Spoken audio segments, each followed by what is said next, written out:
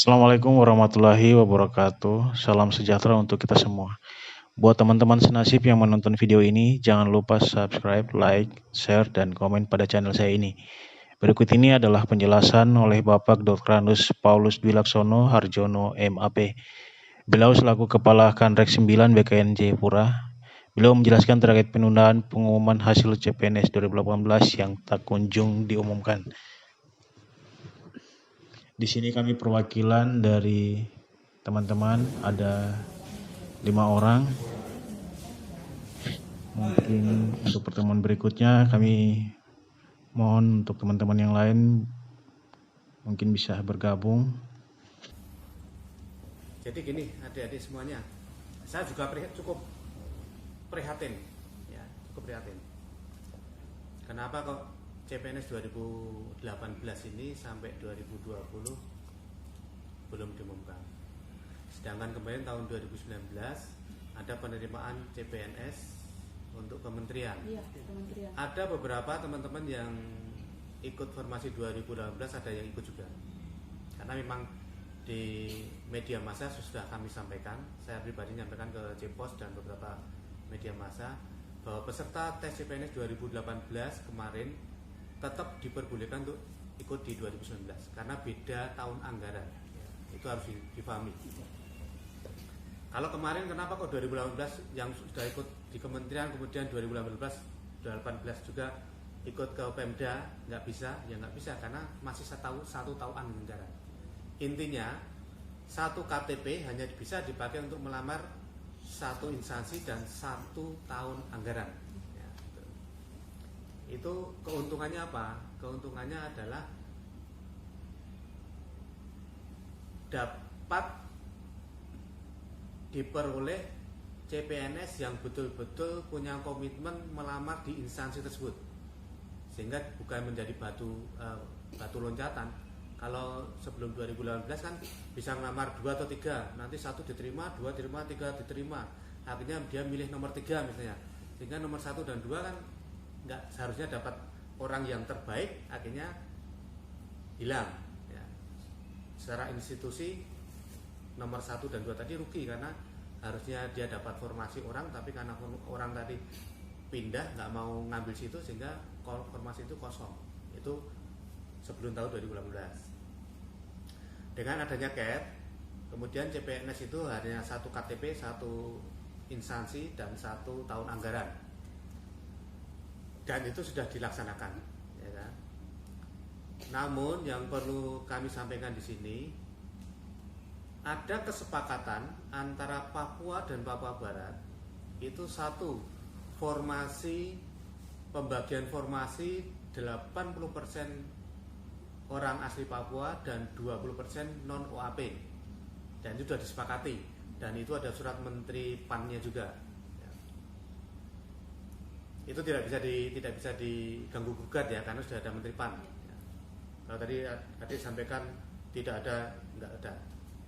Tetap itu pegangan kami, pegangan BKN, pegangan Panitia Seleksi Nasional itu ada. Jadi Panitia Seleksi Nasional itu terdiri dari Menpan, BKN, BPKP, Badan Sandi Negara, ya, Kepolisian. Itu anggota Pansel itu. Setelah ada kesepakatan itu, mereka kemudian rapat di provinsi, ya, sebelum dilakukan pengadaan CPNS. Ya, saya sampaikan kronologisnya dulu.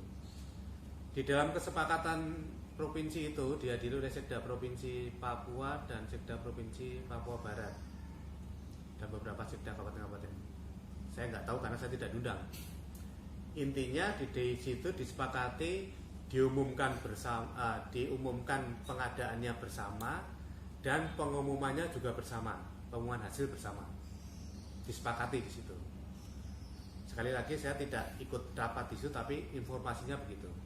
Sampai hari saya sampaikan ke mereka di awal kapan ya waktu gerakan pertama itu. Oh, itu honorer mungkin. Yang di BKD. Oh, yang Di BKD ya. tanggal 8. Itu masih disepakati mau diumumkan bersama. Iya. Ya kan? Itu satu. Kemudian yang kedua, kenapa kok sampai saat ini belum diumumkan? Nah, ini sekarang kembali ke masalah hasil. Setelah dilakukan tes CPNS, hasil kan langsung dari sini langsung kita kirim hari itu juga ke Panselnas. Ya. Kemudian beberapa bulan, saya lupa bulannya, itu ada perwakilan dari daerah, yaitu dalam hal ini ada BKD, dipanggil ke Jakarta untuk melihat hasilnya. Ternyata banyak formasi yang khusus OAP itu tidak terisi, sehingga yang formasi non OAP 20% terisi, bahkan lebih, tetapi kan tetap kuotanya tidak boleh lebih dari 20%. Itu sudah harga mati, jadi nggak usah diutak-atik. Jadi teman-teman ini memperjuangkan yang 80% aja, ya kan? 80% itu ternyata tidak terpenuhi. Di antaranya ada pelamar dari OAP yang banyak melamar di daerah-daerah perkotaan, sehingga yang daerah-daerah perbatasan atau daerah pedalaman tidak ada pelamarnya, padahal itu formasinya khusus OAP. Nah, sehingga kan ini kosong ini. Nah, dari beberapa kabupaten itu kejadiannya seperti itu, sehingga oleh Pansel mereka diminta untuk melakukan optimalisasi formasi. Optimalisasi formasi itu formasi yang tadi belum terisi supaya bisa diisi oleh OAP. Dengan catatan menurut ranking, ya, ranking itu nggak bisa dibantah lagi. Ya. Contohnya, contoh paling gampang. Tenaga kesehatan lah ya, misalnya tenaga kesehatan di kota Jayapura yang ngelamar misalnya formasinya 10 untuk AP, tapi yang ngelamar pasti lebih dari 10, ya kan? Katakanlah formasinya 10, yang ngelamar 25 misalnya. Dari situ aja untuk formasi tenaga kesehatan saya ulangi, di kota yang 10 tadi, katakanlah yang 10 tadi di daerah Kota Raja misalnya, Puskesmas Kota Raja misalnya, yang paling gampang ya, itu pelamarnya formasinya 10, pelamarnya katakanlah 25. Berarti kan yang diterima hanya 10 ini, nomor 1 sampai 10 terbaik. Berarti nomor 11 sampai 15 sampai 25 nggak diterima ya. Tetapi di SKO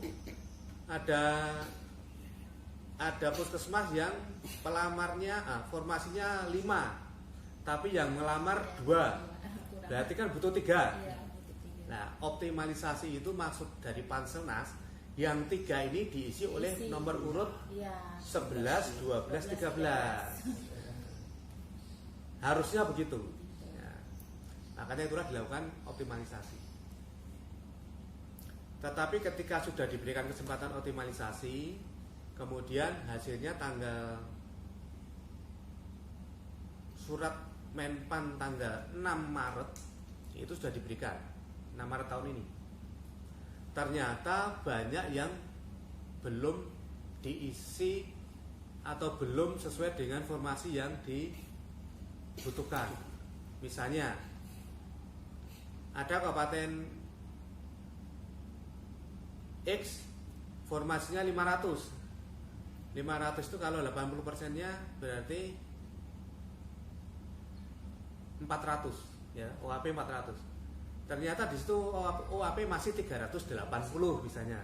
Nah, itu kita kembalikan lagi supaya yang 20 itu diisi lagi ya. Itu tahap optimalisasi yang setelah tanggal 1 Maret tanggal 6 Maret ya.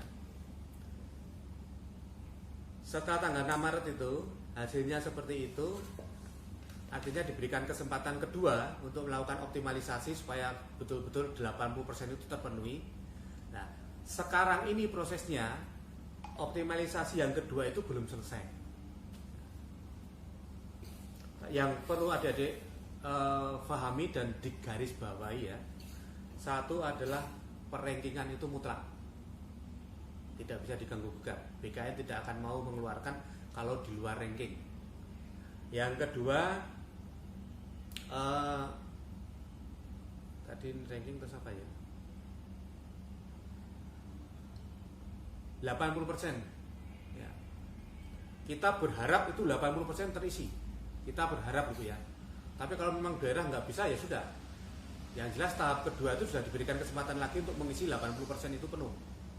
Tetapi nanti kalau tahap kedua ini nggak selesai, ya sudah akan kita tutup. Pansel pasti akan tutup karena sudah diberikan kesempatan kedua kok nggak selesai-selesai. Nah, jadi kita atau teman-teman ini perjuangkan yang 80% aja. Karena yang 20% pasti terisi. Nah, sekarang yang 80% ini posisinya sudah tahap optimalisasi tahap 1, 2, kedua ya. Tahap 1 sudah selesai, kemudian dikembalikan tanggal 6 Maret selesai, tapi belum clear, dikembalikan lagi, diberikan kesempatan kepada BKD atau ke daerah untuk melakukan perbaikan lagi ya. Dan posisi ini perbaikannya gini, alurnya BKD atau Pemda menyurat kepada Menpan ya. Kemudian Menpan kepada BKN diberikan, Menpan memberikan persetujuan untuk dilakukan analisis oleh BKN. Analisis ini artinya kita mencocokkan formasi dengan apa yang sudah dihasilkan lewat tes tadi ya kan.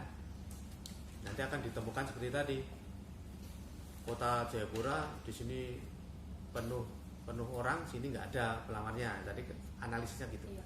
Setelah tahap kedua dianalisis, kemudian dimintakan persetujuan kepada Menpan. Persetujuan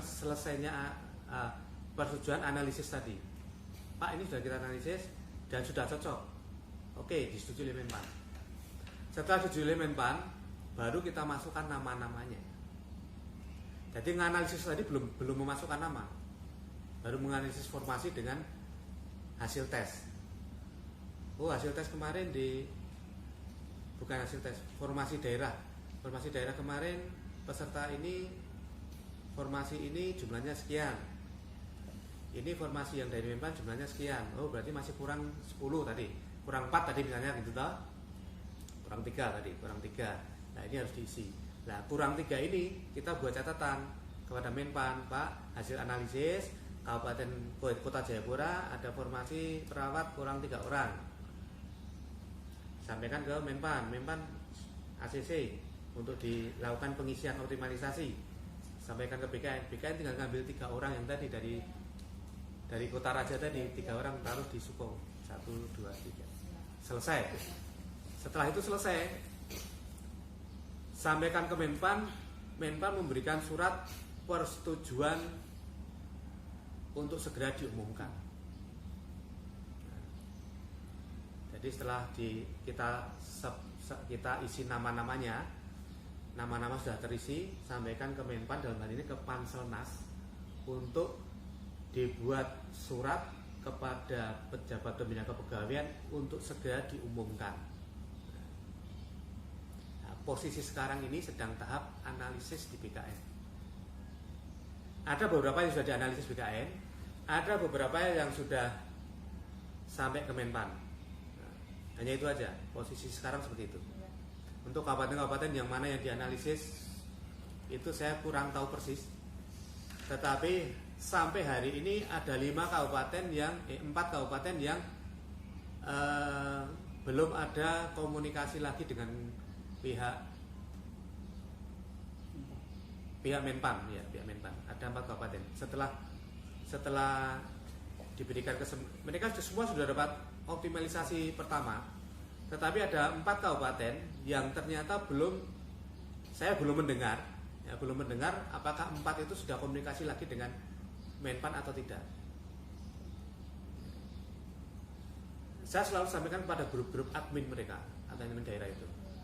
Saya sengaja memasukkan salah satu petugas dari BKN Pusat untuk para admin itu komunikasi terus dengan pejabat di BKN dan Menpan itu. Misalnya kesulitannya apa, kemudian cara mengisinya bagaimana, lah itu loh. Sudah kita masukkan. Namun ada 4 kabupaten yang sampai hari ini saya belum mendengar perkembangannya. Nah, perkembangannya itu apakah mereka tetap menyetujui itu atau memang tidak menyampaikan ke mereka, atau memang belum melaporkan ke grup admin SSCN itu. Nanti setelah dari Menpan selesai, kemudian diberikan kepada PPK untuk diumumkan, itu BKN atau Pansel tidak ikut campur tangan apakah mau diumumkan bersama atau per kabupaten. Kita tidak mau campur tangan itu, karena itu bukan kewenangan kami, itu kan kesepakatan mereka. Jadi kami nggak mengurusi masalah harus diumumkan serta, enggak, itu bukan kewenangan kami. Memang ada beberapa kabupaten yang sudah selesai, tetapi kenapa kok tidak diumumkan? Nah, ini kembali ke komitmen tadi antara Gubernur Papua dengan Papua Barat. Kalau memang mereka bisa mengumumkan sendiri, sebenarnya itu alangkah lebih baiknya. Kalau dari kacamata kami BKN.